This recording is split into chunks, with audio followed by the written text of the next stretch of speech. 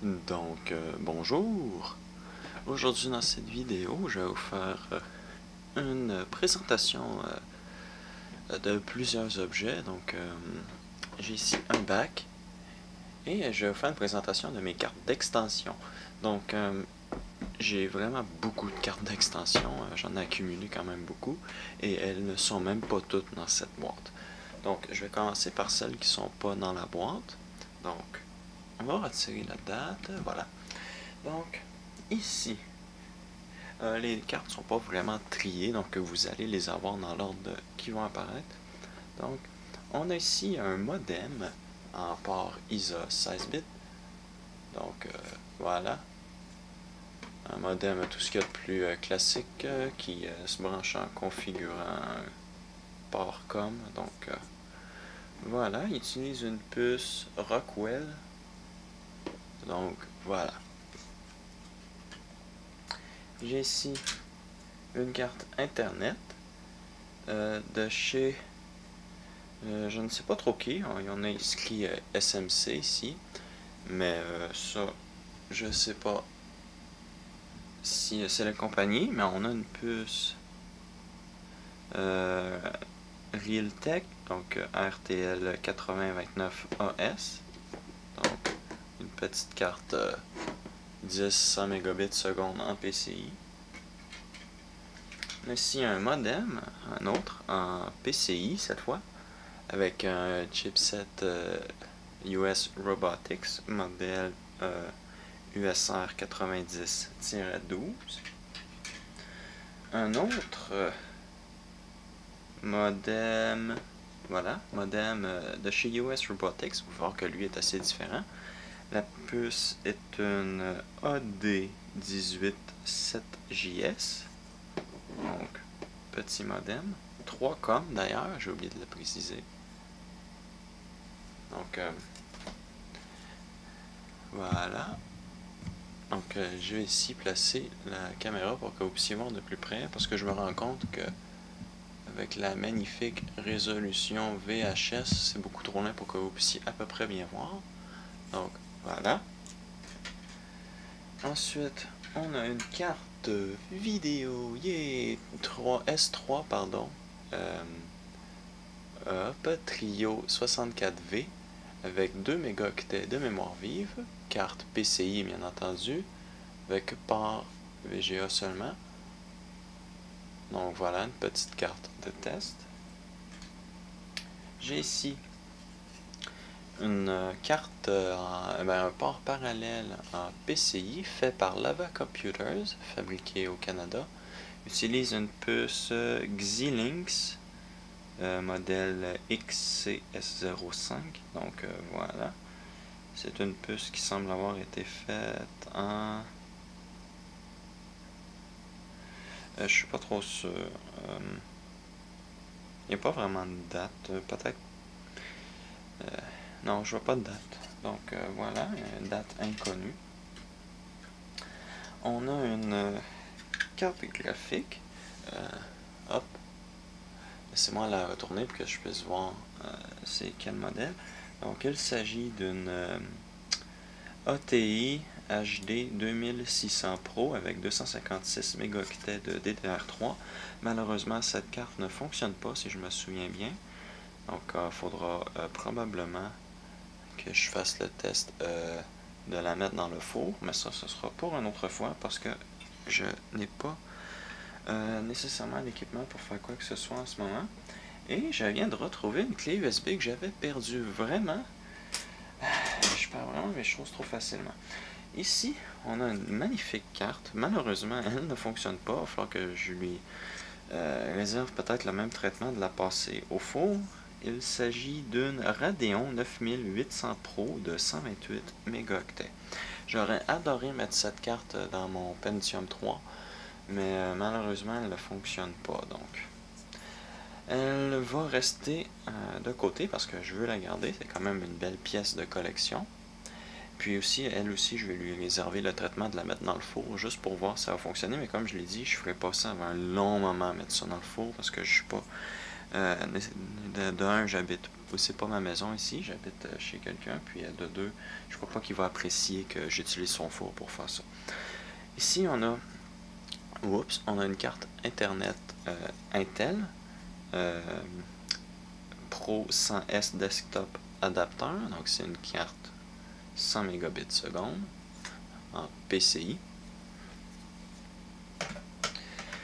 On a ici une de plusieurs cartes graphiques AGP ATI Rage 128 Ultra de 32 mégaoctets, j'en ai quelques-unes. Donc carte AGP 8X je crois. Non, 4X pardon. Carte AGP 4X, voilà. Ici on a une Sound Blaster PCI 128, modèle CT4700. Donc voilà, une belle petite carte PCI, franchement.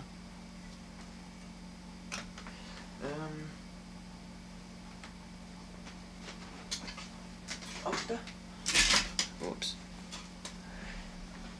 Ici, on a une autre ATI Rage Ultra 128 Ultra. Donc, vous inquiétez pas, vous n'avez pas fini d'en voir. Donc, nous sommes maintenant rendus au contenant. Ici, nous avons une carte Internet. Laissez-moi voir 2 secondes. 3Com. Modèle, je suis pas trop sûr. Belle petite carte en PCI. Donc, voilà. Ça devrait être 100 mégabits, bien entendu. On peut voir que c'est une carte relativement moderne, vu la taille de la puce. Hop. Ici, nous avons une autre carte Internet 100 mégabits en PCI. Cette fois-ci, il s'agit d'une D-Link DFE 530TX. On peut voir aussi. Donc, voilà, une belle petite carte, ça aussi. Une autre D-Link 530TX. Regardez la différence qu'il y a entre les deux.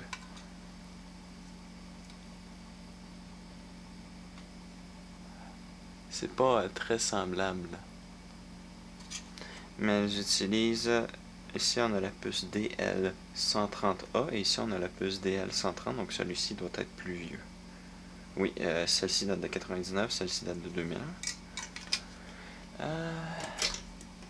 Une autre carte Ethernet, il s'agit d'une DE528, carte assez vieille, 10 mégabits seconde, avec un connecteur,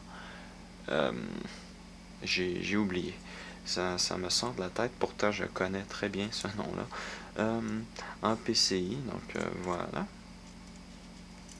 carte de 1998 d'ailleurs, hop. Ici, nous avons une autre carte, cette fois-ci une 530 encore, ou les autres c'était une... Non, c'est ça, on a une 530. Donc vous pouvez voir ici, la puce est par digital. Ici on a une autre 530. Celle-ci est 100 mégabits avec le même connecteur coaxial. Donc vous pouvez voir, il y a vraiment eu une grande évolution avec les cartes 530. Mais celle-là ici c'est une CT+. Donc bon... voilà. Il y a eu beaucoup de déclinaisons de la 530, on dirait. Ici, on a une très jolie carte. Il s'agit d'une Matrox Matrox 200 avec 8 mégaoctets de RAM intégré par AGP. Faudrait que j'essaie cette carte un jour. Je sais qu'elle fonctionne, mais je n'ai jamais testé ses capacités graphiques. Il faudra que je vérifie. On a ici une Nvidia Vanta 16 de 32 ou 16 mégaoctets, je sais plus. Celle-ci, je ne l'ai même pas testée en fait. Mais bon, c'est vraiment une carte vraiment bas de gamme. Donc voilà. Là on commence. Je sais plus trop quoi choisir. Donc on va commencer par ce coin-ci. Donc on a ici une carte en ISA 16 bits. Il s'agit d'une carte multi-connecteur. Donc on a ici le connecteur IDE, connecteur disquette, port série, parallèle, et on a un connecteur pour un autre port série. Et je crois que c'est tout ce qu'il y a sur celui-là. Ici on a un connecteur pour un port joystick. Donc voilà, la puce Gold Star Prime 2. J'ai cru remarquer que ces cartes-là sont assez communes.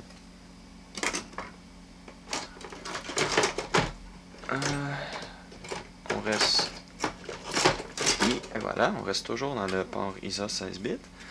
On a ici une carte graphique de chez Oak Technology avec, à la fois EGA, CGA et VGA. Donc une carte graphique de 256 mégaoctets de mémoire si je me souviens bien. Donc c'est vraiment une carte massive. Elle pèse plus lourde que ma grosse carte ATI que je vous ai montré tantôt. Ici, nous avons une carte Firewire de chez LSI. Donc voilà, en PCI.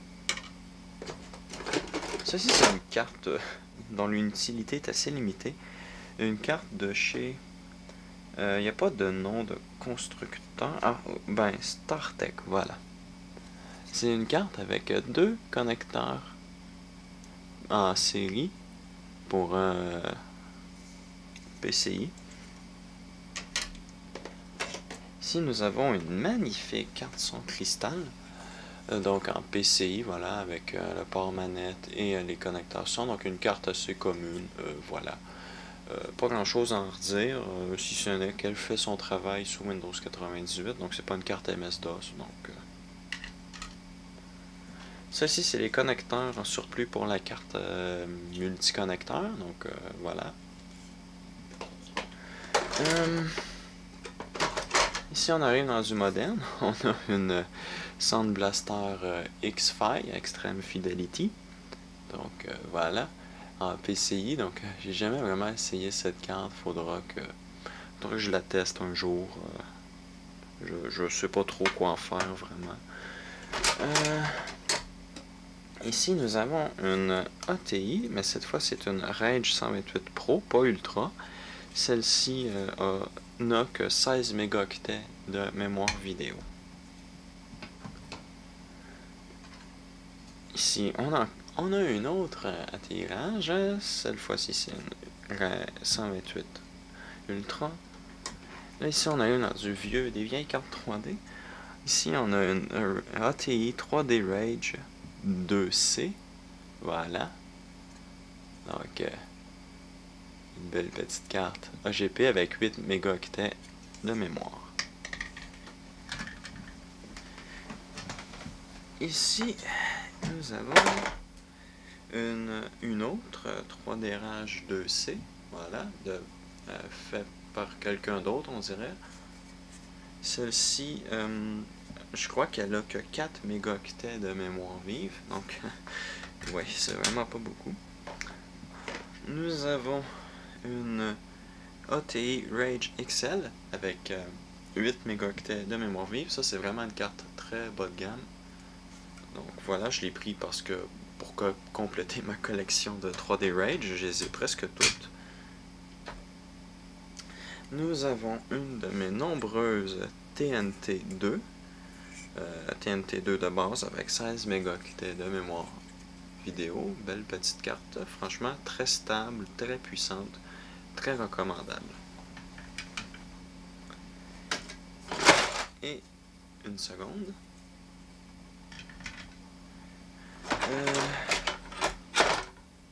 Et une troisième.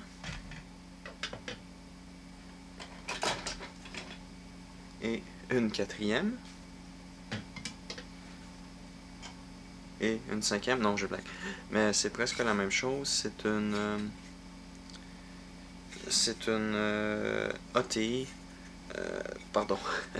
NVIDIA TNT2 64M, je crois. C'est la version castrée de la TNT2. Avec 32 mégaoctets de mémoire vive pour celle-ci. Ici, nous avons une autre Vanta, ici TNT2 M64. Voilà, c'est ça le nom que je cherchais. Donc, une autre version castrée. Oh. On a une Trident TGUI 9680, pardon. Carte PCI avec 1 mégaoctet de mémoire vive et un connecteur VGA. Ensuite, une S3 Trio 64V+, avec 2 mégaoctets de mémoire, PCI et VGA bien entendu. Une autre, ici c'est une...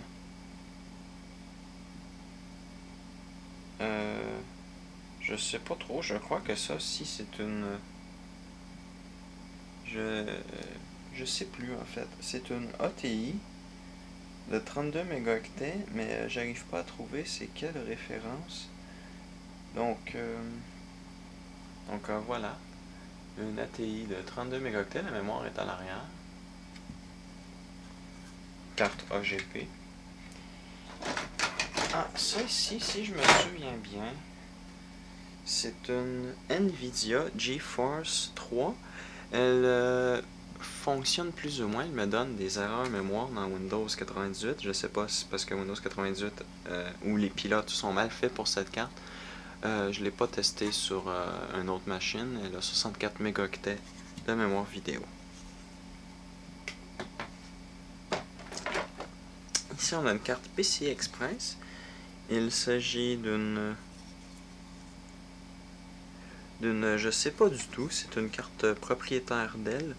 Donc, je vais essayer de vous donner une référence, comme ça vous pourrez la chercher sur internet. Il s'agit d'une ATI, ça j'en suis sûr, mais pour ce qui est de ce que c'est, je sais pas. Donc voilà. Il me semble qu'elle a 256 mégaoctets de mémoire vive, par exemple. Ici, on a une carte qui est une Radeon 7000 de 32 mégaoctets. Cette carte-là ne fonctionne, mais il y a plein de lignes qui passent dedans. Il faudrait que je change les condensateurs, je crois. Parce que c'est bien cette carte-là, parce qu'elle a une sortie composite. Donc, je pourrais la brancher sur un lecteur VHS et enregistrer ce qui se passe à l'écran. On a... Oh, celle-ci a souffert. Il s'agit d'une... T'inquiète, je vais le retirer parce que ça va me permettre de voir ce que c'est. Donc c'est une Nvidia GeForce 2 MX 200 de 32 mégaoctets, une carte bas de gamme pour l'époque, fait par Asus. Donc voilà.